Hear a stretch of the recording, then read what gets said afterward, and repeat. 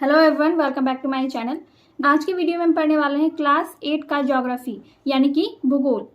तो हमने ज्योग्राफी का इकाई 1 संसाधन चैप्टर को पढ़ा था। हमने चैप्टर 1 यहाँ तक पढ़ लिया था एंड आज की वीडियो में हम यहाँ से पढ़ने वाले हैं प्राकृतिक संसाधनों का वितरण एवं उपयोग। वीडियो में हमने संसाधनों के वर्गीकरण के बारे में पढ़ा था और प्राकृतिक संसाधनों के वर्गीकरण के बारे में भी पढ़ा था, ठीक है। एंड आज के वीडियो में हम पढ़ने वाले हैं प्राकृतिक संसाधनों का वितरण एवं उपयोग, यानी कि इसके आगे के जितने भी टॉपिक्स वगैरह हैं सबको हम पढ़ेंगे एंड इस चैप्टर में जितने भी क्वेश्चंस वगैरह दिए गए हैं सबको हम सॉल्व करेंगे। तो वीडियो में लास्ट तक बने रहिए। अगर आपने पिछले वीडियो नहीं देखा है तो देख लीजिए, डिस्क्रिप्शन बॉक्स में आपको लिंक मिल जाएगा, आप वहाँ से वीडियो देख सकते हैं या फिर आई बटन में भी आपको लिंक मिल जाएगा। ओके दोस्तों, हमने संसाधनों के वर्गीकरण को पढ़ के अच्छे से समझ लिया था। प्राकृतिक संसाधनों के वर्गीकरण के बारे में भी हमने पढ़ा था। यहाँ पर आप देख सकते हैं प्राकृतिक संसाधनों का वर्गीकरण दिया गया है। देखिए 3 प्रकार के संसाधन होते हैं, प्राकृतिक संसाधन, मानव संसाधन और मानवकृत संसाधन, ठीक है। प्राकृतिक संसाधन का 5 प्रकार होता है, तो उसको भी कौन कौन से आधार पर कौन कौन से संसाधन में बांटा गया है सारा चीज यहाँ पर दिया गया है और इसको हमने पिछले वीडियो में डिटेल में पढ़ा है, तो आप लोग पिछला वीडियो जरूर देख लीजिएगा। आज की वीडियो में हम पढ़ने वाले हैं प्राकृतिक संसाधनों का वितरण। वितरण का मतलब होता है बांटना, उपयोग का मतलब जानते हैं यानी यूज करना। तो इस टॉपिक में जो भी मेन पॉइंट वगैरह है उसको हम पढ़ेंगे जैसे हमने पिछले वीडियो में पढ़ा था।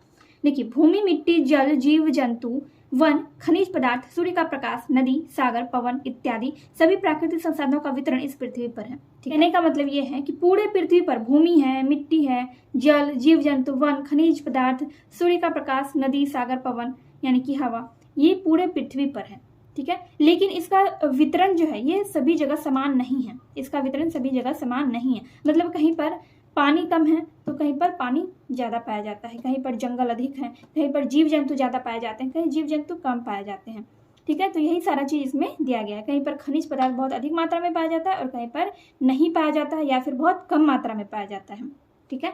तो वही चीज़ हुआ वितरण। तो यहाँ पर क्या कह रहा है कि परंतु यह वितरण काफ़ी असमान है, ठीक है।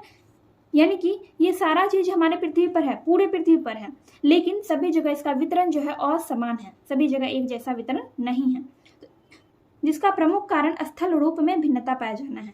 तो इन सभी चीजों का वितरण पृथ्वी पर समान नहीं है, तो इसका प्रमुख कारण क्या है? इसका प्रमुख कारण है स्थल रूप में भिन्नता। जैसे कहीं पहाड़, कहीं पठार तो कहीं मैदान का विस्तार पाया जाता है। स्थल रूप के इस भिन्नता के कारण पहाड़ों एवं पठारों का वन का वितरण अधिक मिलता है। प्राकृतिक रूप से पठारी क्षेत्रों में खनिज पदार्थों की अधिकता मिलती है, मरुस्थलीय क्षेत्रों में बालू के ढेर मिलते हैं, जबकि पर्वतीय एवं पठारी क्षेत्रों में नदियों एवं छोटी छोटी सरिताओं के कारण जल की उपलब्धता बनी रहती है, ठीक है। इसको हम फिर से समझते हैं। देखिए यहाँ पर क्या कह रहे हैं कि कहीं पे पहाड़ है, कहीं पर पठार है, कहीं मैदान है, ठीक है। कहीं पहाड़ ज्यादा होता है, कहीं कहीं जगह आप देखिएगा कि पहाड़ जो है बहुत ज्यादा मात्रा में रहता है, ठीक है, और कहीं पर पठार और कहीं पर मैदान का विस्तार ज्यादा रहता है। तो स्थल रूप का भिन्नता यही हो गया, ठीक है। कहीं पर पहाड़ ज्यादा रहता है, कहीं पर पठार ज्यादा रहता है और कहीं पर मैदान ज्यादा रहता है, तो इसी को कहते हैं स्थल रूप में भिन्नता। तो स्थल रूप की इस भिन्नता के कारण पहाड़ों एवं पठारों का वन का वितरण अधिक मिलता है। पहाड़ और पठार जो होता है, पहाड़ों और पठारों पर वन का वितरण अधिक मिलता है, मतलब पहाड़ों पर और पठारों पर वन ज्यादा मिलता है, जंगल ज्यादा मिलता है। तो प्राकृतिक रूप से पठारी क्षेत्रों में खनिज पदार्थों की अधिकता मिलती है। देखिए पठारी क्षेत्रों में जो है खनिज पदार्थ अधिक पाया जाता है, ठीक है। और मरुस्थलीय क्षेत्रों में बालू के ढेर मिलते हैं। मरुस्थलीय क्षेत्रों में क्या ज्यादा मिलता है? बालू का ढेर ज्यादा मिलता है। मरुस्थल में बालू ज्यादा पाया जाता है। मरु का मतलब होता है मरा हुआ और स्थल का मतलब जगह। मरुस्थल में पेड़ पौधे तो उगते नहीं है, तो वहां पर बालू का ढेर पाया जाता है मरुस्थल में। तो जबकि पर्वतीय एवं पठारी क्षेत्रों में नदियां एवं छोटी छोटी सरिताओं के कारण जल की उपलब्धता बनी रहती है। पर्वत और पठारों में क्या होता है कि छोटी छोटी नदियां पाई जाती है, इसके कारण वहां पर जल की उपलब्धता बनी रहती है, मतलब वहां पर जल की कमी नहीं रहती है, ठीक है। वहां पर जल हमेशा उपलब्ध रहता है। अब फिर है अक्षांशीय विस्तार, समुद्र तट से दूरी, समुद्र जल तल से ऊंचाई तथा स्थल रूप में भिन्नता के कारण सभी प्रकार के संसाधनों का वितरण इस पृथ्वी पर असमान रूप से पाया जाता है, ठीक है। देखिए अक्षांशीय विस्तार के कारण और समुद्री तट से दूरी, समुद्र जल तल से ऊंचाई तथा स्थल रूप में भिन्नता के कारण ही सभी प्रकार के संसाधनों का वितरण इस पृथ्वी पर एक जैसा नहीं पाया जाता है, मतलब असमान रूप से पाया जाता है। उदाहरण के लिए विषुवत रेखीय क्षेत्र में सूर्य प्रकाश की सालों भर अधिकता होती है, जबकि उत्तरी एवं दक्षिणी ध्रुवों की ओर जाने पर उनकी उपलब्धता क्रमशः घटती जाती है। तो विषुवत रेखीय क्षेत्र में क्या होता है? सूर्य के प्रकाश की अधिकता जो है हमेशा रहती है, मतलब सालों भर सूर्य का प्रकाश वहां पर रहता है। लेकिन उत्तरी और दक्षिणी ध्रुव की ओर बढ़ने पर क्या होता है, सूर्य का प्रकाश जो है घटता जाता है। ठीक है, जहां तक प्राकृतिक संसाधनों का उपयोग का संबंध है, यह तकनीक की उपलब्धता तथा आवश्यकता पर निर्भर करता है। विश्व के कई ऐसे क्षेत्र हैं जो प्राकृतिक संसाधनों में संपन्न हैं तथा कुछ क्षेत्र इन मामलों में अभावग्रस्त हैं। अफ्रीका महादेश के कई देश प्राकृतिक संसाधनों के मामले में काफी धनी हैं, परंतु इसके विपरीत उनके पास इन संसाधनों के उपयोग की तकनीक उपलब्ध नहीं है। ठीक है, जिससे यहाँ संसाधनों का भरपूर उपयोग नहीं हो पाया। दूसरी ओर जिन महादेशों अथवा देशों के पास प्राकृतिक संसाधनों का उपयोग की तकनीक उपलब्ध है, वे इन संसाधनों का भरपूर उपयोग कर रहे हैं। दूसरे शब्दों में शिक्षित एवं तकनीकी रूप से विकसित समाज वाले क्षेत्रों के इन संसाधनों का उपयोग अधिक हो पा रहा है, जबकि अशिक्षित एवं विकासशील क्षेत्रों में इन संसाधनों का सीमित विकास एवं उपयोग हुआ है अथवा नहीं हो पाया है। कहने का मतलब यह है कि ऐसा बहुत सारा देश है जिसके पास प्राकृतिक संसाधन प्रचुर मात्रा में उपलब्ध है। ठीक है, लेकिन उनके पास तकनीक नहीं है, उनको उपयोग करना ही नहीं आ रहा है कि हम इन संसाधनों का प्रयोग कैसे करें, इसलिए वो उन संसाधनों का प्रयोग सही ढंग से और प्रचुर मात्रा में वो नहीं कर सकते हैं। और इसके विपरीत क्या होता है, जिन देशों के पास तकनीक उपलब्ध होता है, जितना ही संसाधन उपलब्ध होता है वो उसका भरपूर प्रयोग करते हैं। ठीक है, तो वही चीज यहाँ पर कहा जा रहा है कि शिक्षित एवं तकनीकी रूप से विकसित समाज वाले क्षेत्रों में इन संसाधनों का उपयोग अधिक हो पा रहा है, जबकि अशिक्षित और विकासशील क्षेत्रों में इन संसाधनों का सीमित विकास एवं उपयोग हुआ है अथवा नहीं हो पाया है। ठीक है, अब जो लोग जान रहे हैं कि हाँ इस संसाधन का उपयोग हमें इस तरह से करना है, इसका यहाँ पर यूज करना है, ये करना है, तो वैसा देश उन संसाधनों का उपयोग कर रहा है, भरपूर मात्रा में कर रहा है। लेकिन जिन देशों को पता नहीं है कि हमें इन संसाधनों का उपयोग कैसे करना है, किस तरह से करना है, तो उनके पास संसाधन होते हुए भी वो उन संसाधनों का उपयोग नहीं कर सकते हैं। ठीक है, तो यही चीज यहाँ पर आपको बताया गया है। अब देखिए, प्राकृतिक संसाधन संरक्षण की आवश्यकता है। यहाँ पर आपको संरक्षण के बारे में बताया गया। संरक्षण का मतलब होता है बचाव करना। ठीक है, बचाना, यानी कि प्राकृतिक संसाधनों को हमें संरक्षण करने की आवश्यकता है, प्राकृतिक संसाधनों को हमें बचाना चाहिए। तो उसी के बारे में यहाँ पर कुछ पॉइंट्स वगैरह देखिए। प्राकृतिक संसाधनों के बिना मानव जीवन की कल्पना नहीं की जा सकती, परंतु इन संसाधनों के उपयोग की तकनीक एवं उनकी आवश्यकता का होना जरूरी है। मनुष्य ने अपनी आवश्यकता पूर्ति के लिए प्राकृतिक संसाधनों का अत्यधिक दोहन किया। हमने इसका अविवेकपूर्ण इस्तेमाल तो किया ही है, इसे इस प्रकार प्रदूषित भी कर दिया है कि वे आज सीधे उपयोग के लायक नहीं रह गए हैं। देखिए, जैसे कि जल जो है, जल को हम मानवों ने बहुत ही प्रदूषित कर दिया है। जो नदियों का जल, तालाबों का जल जो है, उनको हमने बहुत प्रदूषित कर दिया है, एकदम कूड़ा कचरा से भर दिया है, जिसका लोग जो है सीधे पीने में उपयोग नहीं कर सकते हैं। ठीक है, आज का जो नदी तालाब का जो जल है इतना गंदा हो चुका है कि उसको कोई भी लोग, कोई भी इंसान पीने के लिए सीधा प्रयोग नहीं कर सकता है। ठीक है, यही नहीं, हमने कई प्राकृतिक संसाधनों का इतना अधिक खनन एवं उपयोग किया है कि इनके भंडार धीरे धीरे समाप्ति की ओर हैं। भविष्य में इनके भंडार खत्म होने की पूरी आशंका है। मानव के लिए इनका होना भविष्य में भी उतना ही जरूरी है जितना आज पृथ्वी पर जीवन सतत चलता रहे। इसके लिए यह जरूरी है कि हम इन अमूल्य प्राकृतिक संसाधनों का समुचित उपयोग सुनिश्चित कर इसे भविष्य के लिए संरक्षित करें। यहाँ पर बस इतना ही कहा जा रहा है कि हम मानव जो हैं आज के टाइम में हम प्राकृतिक संसाधनों का इतना अधिक दोहन कर रहे हैं, इतना अधिक प्रयोग कर रहे हैं और सारी चीज़ों को मतलब इतना प्रदूषित कर रहे हैं। जैसे कि जल को हमने प्रदूषित कर दिया, हवा को प्रदूषित कर दिया, तो इससे क्या हो रहा है, इससे प्राकृतिक संसाधन जो है धीरे धीरे समाप्त होते जा रहे हैं। ठीक है, और प्राकृतिक संसाधनों का संरक्षण हमारे लिए जरूरी है ताकि हमारे आने वाली जो पीढ़ी है वो भी उनका उपयोग कर सके। भविष्य में जो लोग होंगे, इसमें जो मानव होंगे, वो भी इनका उपयोग अच्छे तरीके से कर सके। अगर सभी प्राकृतिक संसाधनों का प्रयोग हम ही लोग कर लेंगे, टाइम के ही मनुष्य कर लेंगे, तो भविष्य में हमारी आने वाली पीढ़ी इन संसाधनों का उपयोग नहीं कर पाएगी। इसमें एक बात और कहा गया है कि प्राकृतिक संसाधनों के बिना मानव का जीवन संभव नहीं है। प्राकृतिक संसाधनों के बिना मानव का जीवन संभव नहीं है, तो इसलिए हमें प्राकृतिक संसाधनों को बचाना, उसको संरक्षित करना बहुत जरूरी है ताकि हमारी आने वाली पीढ़ी, भविष्य में आने वाले लोग इसका उपयोग कर सके। तो बस यही चीज यहाँ पर दिया गया था इस चैप्टर में। संसाधन 3 तरह के होते हैं, प्राकृतिक संसाधन, मानव संसाधन और मानवकृत संसाधन। ठीक है, बहुत ही आसान सब है और प्राकृतिक संसाधनों का वर्गीकरण भी हमने पढ़ लिया, ये भी बहुत आसान है। इसलिए आप लोग इस वीडियो का फर्स्ट पार्ट जरूर देख लीजिएगा। फर्स्ट पार्ट बहुत इंपॉर्टेंट है, उसमें मैंने बहुत सारी इंपॉर्टेंट चीजें ही बताई है। ठीक है, यानी कि इससे भी ज्यादा इंपॉर्टेंट, इस वाले वीडियो से भी ज्यादा इंपॉर्टेंट पिछले वाला वीडियो है। ठीक है, क्योंकि उसी में आपको सारा चीज बताया गया है, प्राकृतिक संसाधनों का वर्गीकरण और उसके उदाहरण भी आपको बताया गया है। तो इसलिए फर्स्ट पार्ट जरूर देख लीजिएगा, लिंक डिस्क्रिप्शन और आई बटन में आपको मिल जाएगा। अब हम सॉल्व करेंगे इस चैप्टर का क्वेश्चन। ठीक है, तो यहाँ पर आपको पहले दिए गए हैं बहुवैकल्पिक प्रश्न, यानी कि आपको यहाँ पर ऑप्शनल क्वेश्चन दिए गए हैं। यहाँ पर 4 क्वेश्चंस हैं, हम सभी क्वेश्चंस को एक एक करके देखिए। मैंने सारे क्वेश्चंस को यहाँ पर कॉपी में लिख लिया है। तो पहला क्वेश्चन हमारा क्या था, पहला क्वेश्चन है कि इनमें कौन एक प्राकृतिक संसाधन है, कौन एक प्राकृतिक संसाधन है। तो इसको तो आप बड़ी आसानी से टिक लगा सकते हैं इसमें, अगर आपने इस चैप्टर के फर्स्ट पार्ट का वीडियो देखा है या फिर आपने इस चैप्टर को पढ़ा है तो। ठीक है, अगर आपने इस चैप्टर को पढ़ लिया है अच्छे से तो आप इस क्वेश्चन का आंसर बहुत ही आसानी से दे सकते हैं। तो इसका आंसर क्या हो जाएगा, देखिए ऑप्शन क्या क्या है। क्वेश्चन को पहले समझिए कि इनमें से कौन एक प्राकृतिक संसाधन है।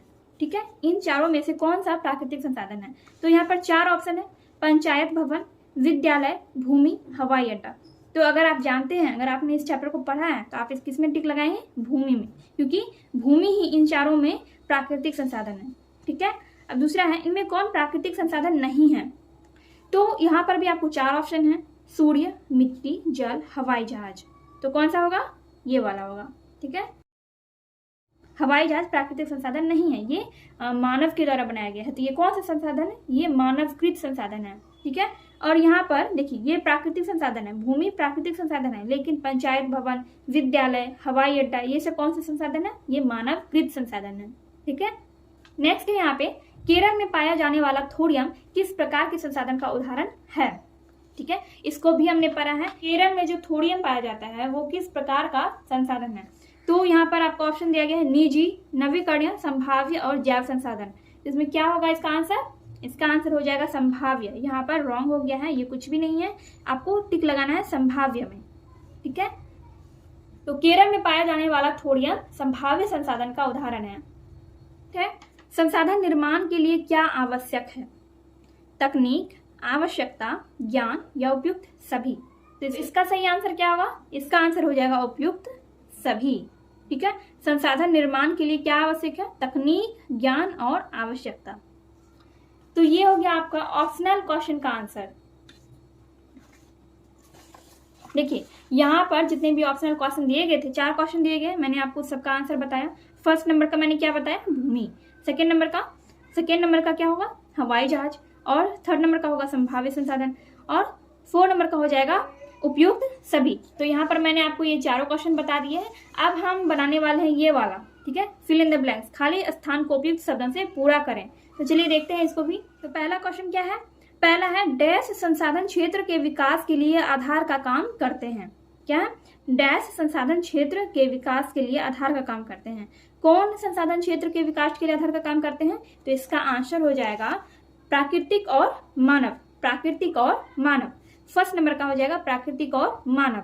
ठीक है, सेकेंड नंबर में है, राजस्थान में पाया जाने वाला तांबा डैश संसाधन का उदाहरण है। ठीक है, राजस्थान में पाया जाने वाला तांबा डैश संसाधन का उदाहरण है। कौन से संसाधन का उदाहरण है, इसका आंसर हो जाएगा राजस्थान में पाया जाने वाला तांबा वास्तविक संसाधन का उदाहरण है। ये हो गया। यहाँ पर थर्ड नंबर में दिया गया है, डैश एवं शारीरिक क्षमता मानव को संसाधन बनाने के लिए आवश्यक है। तो इसका आंसर क्या होगा, इसका आंसर हो जाएगा दिमागी या बौद्धिक। आप दिमागी भी लिख सकते हैं या फिर बौद्धिक भी लिख सकते हैं, दोनों में से कोई एक लिखना है। ठीक है, दोनों में से कोई एक लिखना है। मैंने आपको समझाने के लिए यहाँ पे स्लैश देके दोनों लिखा है। इसका मतलब होता है या तो ये वाला लिखिए या फिर ये। तो दिमागी या बौद्धिक एवं शारीरिक क्षमता मानव को संसाधन बनाने के लिए आवश्यक है। तो यहाँ पर आपका ये वाला क्वेश्चन कंप्लीट हो गया सेकेंड नंबर का। थर्ड नंबर का हम देखेंगे, निम्नलिखित प्रश्नों के उत्तर दें अधिकतम 50 शब्दों में। तो यहाँ पर आपको 5 क्वेश्चन दिए गए हैं। चलिए हम एक एक करके सबको देखते हैं। तो यहाँ पर क्वेश्चन है, संसाधन की परिभाषा दें। ठीक है, तो संसाधन का परिभाषा जो है आपके इसी चैप्टर में दिया गया है। अगर आप इसको ध्यान से पढ़ेंगे तो इसमें आपको 2 परिभाषा मिलेगा, एक थोड़ा सा शॉर्ट है, एक थोड़ा सा लॉन्ग है। ठीक है, और फर्स्ट पेज पे ही आपको परिभाषा दिया गया है। तो उसी से मैंने आपको यहाँ पर बताया है कि मानव की आवश्यकताओं को पूरा करने वाले सभी जीव जंतु वस्तुएं एवं पदार्थ संसाधन है। ठीक है, ये बहुत ही सिंपल सा परिभाषा है, इसको आप आसानी से याद रख सकते हैं। मानव की आवश्यकताओं को पूरा करने वाले सभी जीव जंतु वस्तुएं एवं पदार्थ संसाधन है। ठीक है, ये हो गया आपका फर्स्ट नंबर का आंसर। सेकेंड नंबर में है, संसाधन के वर्गीकरण के प्रमुख आधार कौन कौन से हैं। ठीक है, तो इसका आंसर क्या होगा, तो इसका आंसर हो जाएगा प्राकृतिक संसाधन। प्राकृतिक संसाधन को 5 वर्ग में बांटा गया है। संसाधन को 3 वर्ग में बांटा गया, प्राकृतिक संसाधन, मानव संसाधन और मानव निर्मित संसाधन। ठीक है, और प्राकृतिक संसाधन को 5 वर्ग में बांटा गया है। प्राकृतिक संसाधनों को 5 वर्ग में बांटा गया है, विकास एवं उपयोग की दृष्टि से, फिर उत्पत्ति के आधार पर, उपलब्धता के आधार पर और वितरण के आधार पर और स्वामित्व के आधार पर। ठीक है, तो आप क्वेश्चन नंबर सेकेंड में क्या लिखेंगे, आप इन 5 को लिख देंगे। ठीक है, संसाधन का वर्गीकरण किस तरह से हुआ?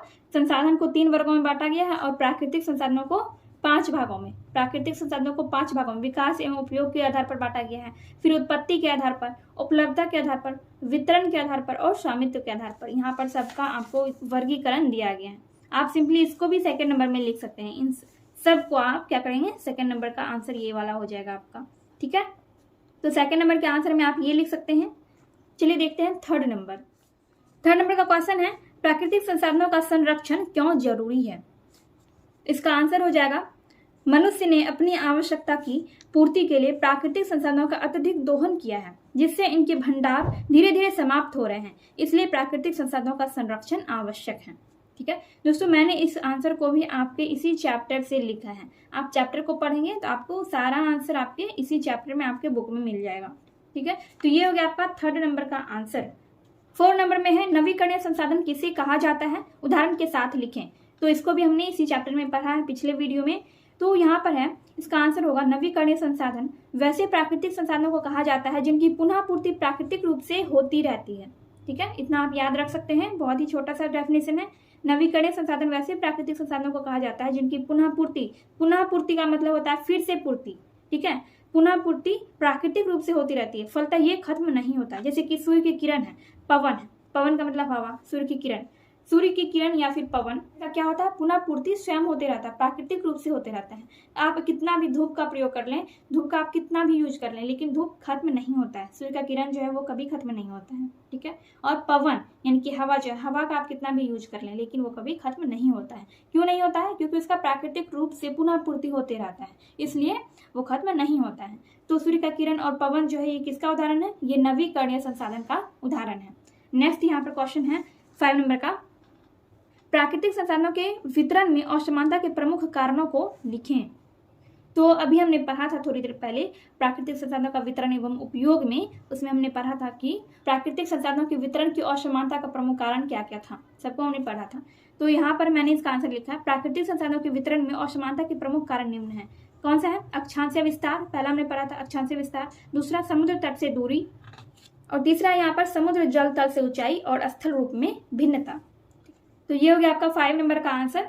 तो हमने क्वेश्चन नंबर 3 का 5 तक सॉल्व कर लिया है, ये सारा क्वेश्चन मैंने सॉल्व कर लिया। अब हम देखेंगे 4 नंबर का क्वेश्चन। तो 4 नंबर का पहला क्वेश्चन है, प्राकृतिक संसाधन का वर्गीकरण उपयुक्त उदाहरण के साथ प्रयुक्त करें। प्राकृतिक संसाधनों का वर्गीकरण यहाँ पर आपको लिखने के लिए बोला जा रहा है और उसका उदाहरण भी आपको देना है। तो प्राकृतिक संसाधनों का वर्गीकरण निम्न है। तो पहला क्या है? विकास एवं उपयोग की दृष्टि से उसको 2 भागों में बांटा गया। पहला है वास्तविक संसाधन और दूसरा है संभाव्य संसाधन। तो वास्तविक संसाधन का उदाहरण क्या हो गया? झारखंड का अब्रक, ऑस्ट्रेलिया का सोना, राजस्थान का तांबा इत्यादि। ये वास्तविक संसाधन का उदाहरण है, यानी कि जिसका उपयोग हम आज के टाइम में वर्तमान में हम कर रहे हैं। संभाव्य संसाधन यानी कि जिसका उपयोग हम आने वाले समय में या भविष्य में कर सकते हैं। वैसा संसाधन जिसकी कुल मात्रा हमें मालूम नहीं होती है, लेकिन भविष्य में उसका प्रयोग कर सकते हैं। ठीक है, आने वाली पीढ़ी या फिर आने में जो लोग होंगे वो उसका उपयोग कर सकते हैं। तो वैसे संसाधन को संभाव्य संसाधन कहते हैं। इसका एग्जाम्पल है केरल का थोडियम, लद्दाख का यूरेनियम आदि। ठीक है, जब आप चैप्टर को पढ़ेंगे तो आपको उसमें और भी एग्जाम्पल्स मिल जाएंगे। तो ये हुआ प्राकृतिक संसाधन का पहला प्रकार। दूसरा है उत्पत्ति के आधार पर। तो इसमें है जैव संसाधन और अजैव संसाधन। जैव संसाधन का उदाहरण है पेड़ पौधे, वन, जीव जंतु इत्यादि। जैव संसाधन क्या होता है इसको आप में पढ़ लीजिएगा या फिर इस चैप्टर के पार्ट 1 का वीडियो देख लीजिएगा। ठीक है, तो दूसरा मैंने आपको क्या बताया? अजैव संसाधन। उत्पत्ति के आधार पर 2 संसाधन है, जैव और अजैव। तो जैव में पेड़ पौधे, वन, जीव जंतु इत्यादि आते हैं और अजैव में खनिज, चट्टान, मिट्टी, तालाब, नदी, झील इत्यादि। फिर तीसरा है उपलब्धता के आधार पर नवीकरणीय संसाधन और अनवीकरणीय संसाधन। नवीकरणीय में सूर्य की किरणें, पवन आदि, और अनवीकरणीय संसाधन में लोहा, कोयला, पेट्रोलियम, अब्रक इत्यादि। चौथा है वितरण के आधार पर सर्वत्र उपलब्ध संसाधन और स्थानीय संसाधन। तो सर्वत्र उपलब्ध संसाधन का एग्जाम्पल है मिट्टी, पवन या हवा इत्यादि। ठीक है, पवन या हवा एक ही होता है, मिट्टी या हवा इत्यादि ये सब क्या है? सर्वत्र उपलब्ध संसाधन, मतलब जो सभी जगह उपलब्ध हो। स्थानीय संसाधन, स्थानीय संसाधन का उदाहरण है कोडरमा में पाया जाने वाला अब्रक, छोटा नागपुर क्षेत्र में पाया जाने वाला कोयला इत्यादि। 5वां प्रकार है स्वामित्व के आधार पर निजी संसाधन, राष्ट्रीय संसाधन और अंतर्राष्ट्रीय संसाधन। तो निजी संसाधन का एग्जाम्पल है भूमि, तालाब, खेत आदि, जो मतलब किसी व्यक्ति के स्वामित्व में होता है। स्वामित्व का मतलब होता है अधिकार। तो जो किसी व्यक्ति के अधिकार में होता है वो संसाधन निजी संसाधन कहलाता है। फिर निजी संसाधन के बाद है राष्ट्रीय संसाधन। इसका एग्जाम्पल है समुद्र तट से 19.2 किलोमीटर के क्षेत्र के अंदर पाया जाने वाला संसाधन क्या होता है? राष्ट्रीय संसाधन होता है। मतलब कि जो वैसा संसाधन जो हमारे राष्ट्र के अंदर पाया जाता है उसको राष्ट्रीय संसाधन कहते हैं। अंतरराष्ट्रीय संसाधन, खुला महासागर क्षेत्र यानी कि समुद्र तट से 200 किलोमीटर से आगे का जो क्षेत्र होता है वो अपवर्जक आर्थिक क्षेत्र कहलाता है और उसमें पाया जाने वाला जो संसाधन होता है वो अंतरराष्ट्रीय संसाधन के अंतर्गत आता है। ठीक है। दूसरा क्वेश्चन है संसाधन बनाए जाते हैं, उपयुक्त उदाहरण के साथ स्पष्ट करें। तो आंसर मैंने लिखा है संसाधन बनाए जाते हैं। इसे हम उदाहरण से समझ सकते हैं, जैसे मरुस्थलों में पड़े बालू का कोई प्रयोग नहीं होता है, परंतु भवन, सड़क, मकान इत्यादि बनाने के लिए उन वस्तुओं को वहां से गांव तथा शहर लाए जाते हैं या फिर शहर लाते हैं। ठीक है। परंतु मानव भवन, सड़क, मकान इत्यादि बनाने के लिए उन बालुओं को वहां से गांव या शहर लाते हैं, जिससे उसका उपयोग और मूल्य दोनों बदल जाते हैं। तो अतः हम कह सकते हैं कि संसाधन बनाए जाते हैं। यह हो गया सेकेंड नंबर का आंसर। थर्ड नंबर में है संसाधन संरक्षण की आवश्यकता पर प्रकाश डालें।